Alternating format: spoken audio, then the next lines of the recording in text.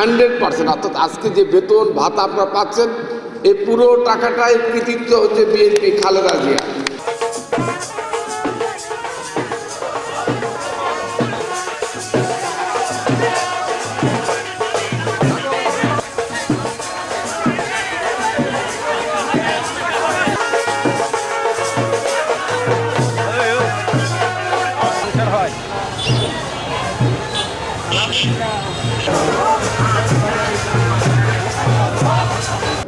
সর্বপ্রথম শহীদ প্রেসিডেন্ট জিয়াউর রহমান সাহেব প্রথমে 40%, তারপরে 50% টাকা সরকারি অনুদান উনি দিয়েছিলেন।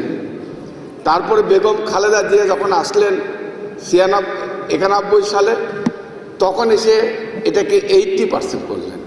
আবার 2001 সালের 6 সাল পর্যন্ত যখন আমি যখন মন্ত্রী হলাম, ক্ষমতা গেলাম, 100%, অর্থাৎ আজকে যে বেতন ভাতা আপনারা পাচ্ছেন এই পুরো টাকাটাই কৃতিত্ব হচ্ছে বিএনপি খালেদা জিয়া।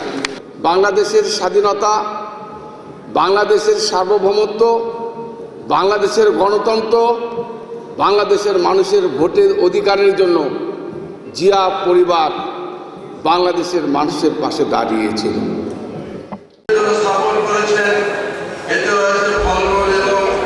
ভূমিকা রয়েছে বলে আমি মনে করি।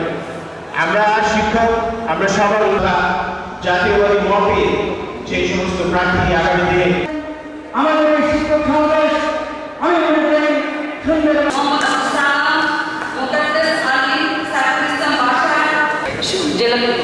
জেলা বিএনপির সদস্য নাসিম খানকে মঞ্চে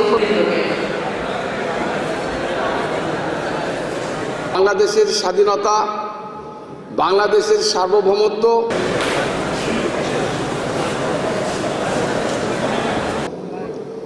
এবং পিছিয়ে যাবে। যদি পিছিয়ে যায়, সরকার কোনো কর্ণপাত করে নাই। আমরা আশা